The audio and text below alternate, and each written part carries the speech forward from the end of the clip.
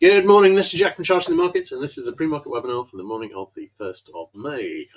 Now, first thing to mention is, I mentioned yesterday that yesterday's stats were bearish, which almost delivered, but not quite. But on the first trading day of May, and this is one of the many first day of the month which leans towards the bull side, and this is 61.9% bullish on SPX. I'm liking the upside today. We're seeing a bit of a decline, but we've been seeing that a lot at the start of the day lately, and I don't think that means a great deal. All right, looking at ES, we resolved yesterday. 2 days ago, I did a post and I was talking about how we could use a bit of a decline to resolve all the negative divergence. We had 4 open sell signals on ES and Q, DAX and STX, and we had some 15-minute sell signals as well, and those were all resolved with the decline yesterday morning. So that cleared away all of that negative divergence, leaving just one weak 60-minute sell signal on the NDX chart, QQQ chart. So that was resolved. We've gone up. We've actually reached this trend line here, but I don't think that this isn't the obvious trend line resistance. Those are on the bigger picture charts, so we will see how those develop.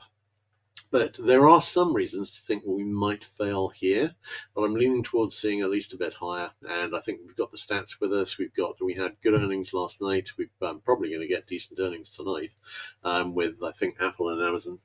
We'll see how it goes. But I am going to be raising some warning flags about the possibility that we might see a fail sooner than I'm hoping. All right, NQ looks pretty much the same. RTY, this has been the weakest. This hasn't actually got back up and made a new rally high yet, and got back up to the high of a couple of days ago. YM has gone higher, and it has finally made a new rally high. It was the slowest one to make that, but that's great. This is kind of one signal that we could be looking at an early fail, but only because I was expecting to see, at minimum, this make a new rally high before a fail, and it's now actually done that. DAX and STX. DAX, this has been pretty strong. If we see a decent move up here on US equities with indices, which I'm thinking we might, then we could see a high retest here. ESTX, probably less so. This has been weaker. All right, let's have a look at the bigger picture charts on this. Okay. First thing to say is the main resistance I'm looking at here. We're looking really at, we're pretty close to the 50 DMA on SPX. We're hitting it on the Qs, but the main resistance I'm looking at here is the 200 DMA. I think we can get pretty close up to that, and that's the area which I think is the most important at the moment, because if we see a break in conversion of that area, that would open up a possible retest of the all-time high. But until then, I'm very much treating this as a likely flag. I think we had the first quarter of negative growth come through yesterday for the first quarter of this year, and the second quarter I would be astonished if that didn't do worse than the first quarter. Genuinely astonished. So I think really, in terms of tariffs, we're watching a car crash in slow motion. There's nothing in economic history suggesting that it would be anything else. So it's just poor implementation. And while actually, the confrontation with China, get it to open up its markets properly, is a splendid idea, frankly. But the fact is, that's not what we've been seeing. Really, that should have been done with America pulling all its allies together and doing it. Instead, everyone got attacked at the same time, and none of the traditional US allies are going to really back them against China on this, because they're all being attacked by America at the same time. That was just dim. All right, so looking at the 200 DMA, the 50 DMA, all of the charts got the new monthly pivots on. The new monthly pivot is the 53.66 on SPX, and they're all up to date on all of the charts here. Looking at Qs, we're testing the 50 DMA as well already. We've got the 200 DMA at 490, and that's actually not a bad match with the trend line I'm looking at here, which is going to be hitting 490 in the next couple of days. So that's the key level, and NQ might be the key chart here. There's always one which tends to be the leader, and I think NQ, for a number of reasons, maybe that one this time. Dire, I've got the 50 DMA at 413, I've got the 413, 414, and 200 DMA at 419. We're currently at 406. slightly skeptical about reaching 420 maybe, but that's the key level as well. And both of those are potentially in range. But I've got the obvious resistance trend line here. There's only one, and it's decent. And I've got that in the 413 area, so I'm a bit skeptical about it getting much higher than that. We will see. All right, let's have a look at IWM. And IWM, we've got on the daily chart, we're a long way below the 200 DMA, but the 50 DMA is at 199. We're currently at 194, and the trend line that I'm looking at to be reached, if we get over this one, because actually here we've got a decent looking trend line here. I'm expecting it to break, but I've left it on there until it breaks. But the main trend line I'm looking at is this one here, which I've got in about the 201 area. So I'm thinking we may well go above the 50 DMA at 199. I'm not really expecting to see the 200 DMA because that is currently at 216. This has really been on a different playbook to the other three, and it still is. Anyway, but I think I'm liking all of my flags that I drew in on the 17th of April, and I'm still thinking we may well hit those. But there are a couple of points of reservation. Let's just do DAX and Nikkei before I come back to those. Okay, DAX. We've got a nice move up here. Might see a retest of the high here. This has been the European indices have all been outperforming the US pretty handily. Nikkei, I am wondering about a test of the 50 DMA. Not really expecting to see a test of the 200 DMA, but I'm particularly not expecting to see that broken. All right. Why am I thinking that we might see a fell? Well, there is one thing I tend to look at, and it's something I mention every so often, but not that often because it's not relevant that often, and that is the SPX ADP chart. And this is a good stay out of trouble chart. Basically, when you get up to 30, you're looking around for a high. When you get down, well, when you get up near it or at it, and we're basically pretty much reaching it now. And when you are at a low here, near 25, minus 25, then you're looking for a low. And if you look at the lines where I've marked these in across here, this really hasn't got a bad track record at all. Now, it's not always on the day, and but I think really we're looking probably for the next high on SPX within a week. And I think that's a pretty good fit with where we are on the flags. But this, quite often, you will find that from this position, we will go straight down. By no means always, but there is now that we're reaching this level, there is a larger chance that we might see that. And of course, there's a fair amount of reason to think that gravity might take over. The economic numbers yesterday weren't good.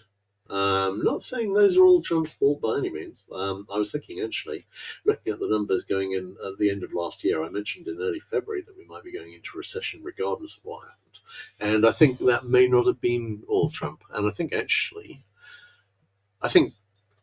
it probably contributed, but I think it's uncertain. The next one is all Trump. It's so that is really all going to be about tariffs, and I don't think that's going to go well at all. All right, great. Let's have a look at currencies. Now, DX, we've got an IHS which is breaking up. Now, I was putting the case in the big picture webinar last night for potentially a large rally here. I'm not seeing a fundamental case for anything more than a rally. But I was saying that if you were looking at a pure chart case for the dollar having a serious move upwards here, it's not bad, particularly if we can get over this declining resistance here in the 102.5 area. Personally, I'm leaning short, but I have to say the pattern setup is a bull flag, and bull flags normally break up 70% of the time. 30% of the time they break down, and I think there are a number of reasons to think we might do that this time. But we've got this IHS here. We've also got a supportive head and shoulders, which is broken down on the euro. GBP USD, we've got a potential level top here. It hasn't broken down yet, but it's there. We've got a potential level top on Australian dollar as well. We've got a USD JPY. We've got an IHS which is broken up with a target in about the 148.25 area, and USD CAD, we've got a potential level bottom as well. All of these are supportive of a rally on the dollar here. They don't need to play out. But a couple of them are already broken up already, or broken down respectively. So these are all leading me to think we might see at least a decent dollar rally here. All right, ZB. Now, looking at the TNX chart, I think we may well be topping out on ZB here. If we don't top out here and we extend, then I do have a decent looking double bottom which has got a target up in about the 121.06 area, and we could do that but I'm leaning towards seeing a fail in this area here. But of course, with the dollar rallying, with TNX, with ZB failing here, these are kind of things which are linked to the equity rally. And the other thing which is linked to it is CL. Now, CL, we've seen a pretty hard fail here. I was saying that this IHS might fail, and that often when you saw a head and shoulders pattern fail, you would see a head and shoulders form in the opposite direction, which is exactly what we saw here, and that broke down and made target. That has failed this IHS, so I've taken off the up arrow that was there. We could be forming a flag, maybe see a higher high within that, but we could go straight down and retest this low. But what I would say is, I was made this distinction looking at on the bigger picture chart last night, was this is the low on the June contract, but by the time we made that low, we weren't on the June contract, we were on the May contract. So actually, if we were to make the retest the low on the continuous contract, I was saying yesterday that would be in about the 56 area. We may already have done that retest. So I'll have a look at that after the close tonight, because I'm not going to have the data before then, but I am thinking we might have made that double bottom potentially. I'm not expecting it to be a double bottom. We saw a quarter of negative growth.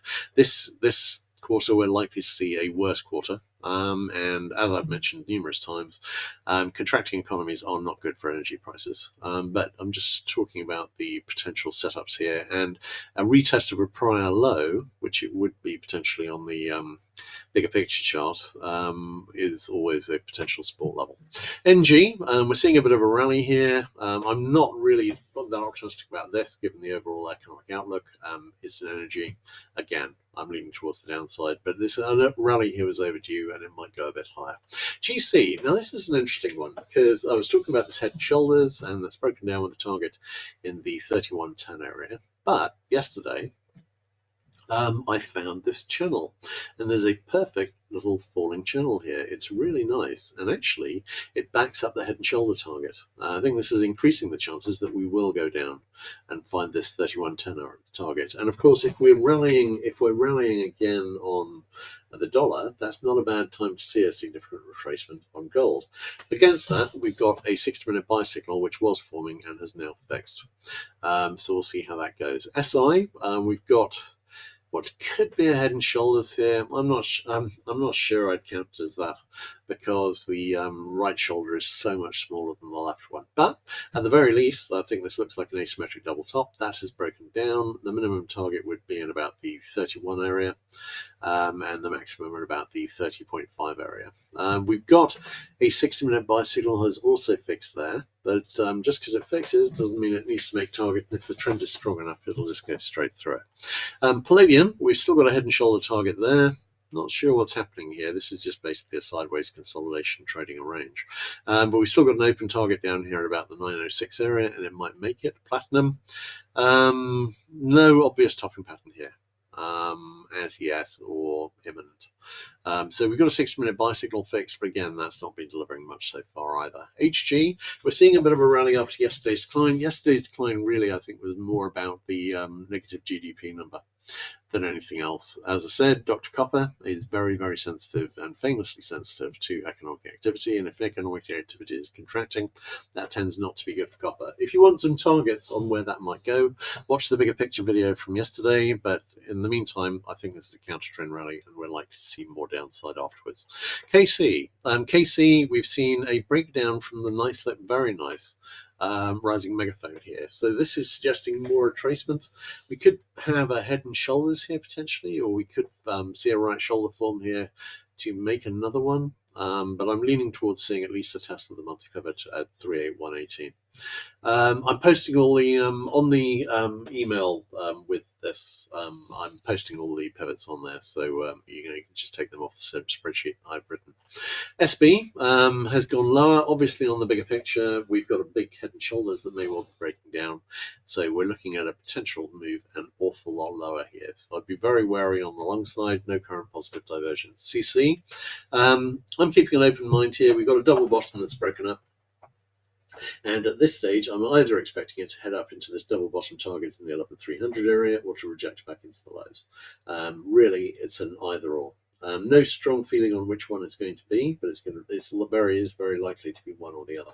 ZW, I've got a decent looking target down in the 505 area for a retest that would be a technically good thing to do. I'm wondering whether we might do that. Still got a potential double bottom here, but on the bigger picture chart, I'm quite liking that. Corn, less of a certain direction here. Next obvious target is actually up. This doesn't look an awful lot like a bull flag anymore. It's too large and it's too broken up, and I've got no trend line directly from the high. On soy, slightly amazed it's managed to stay up here, actually. Really, I'd be expecting it to be down here at this stage, given the amount of this that actually gets sold to China. We'll see how that goes, but I'd be surprised if it goes up much more. CT, we had a nice looking double top. That's made target. Continuing down at the moment. We've got a 6-minute buy signal fixed, but again, that hasn't delivered anything so far. Lumber, potential double bottom here, but really I'm leaning towards the downside. Lumber is also pretty sensitive to economic activity, and I'm expecting this to drop quite a bit. Live cattle, we've got a bit of a retracement happening here. Nothing really more happening at the moment than a back test of broken resistance, leaning towards this going higher. Lean hogs, we've got a little double top, which is broken down with a target just below the monthly pivot at 96. So I'm thinking it may well make that target, but again, I'm not seeing anything particularly bearish on this chart. Looking at soybean oil, this looks like a bull flag for me. We'll see how it goes. And I was talking about the little head and shoulders on heating oil as well, and that's also made the target here. But we don't have any positive divergence. All right, great. In that case, let's have a quick look at questions. Right. Hang on 1 second.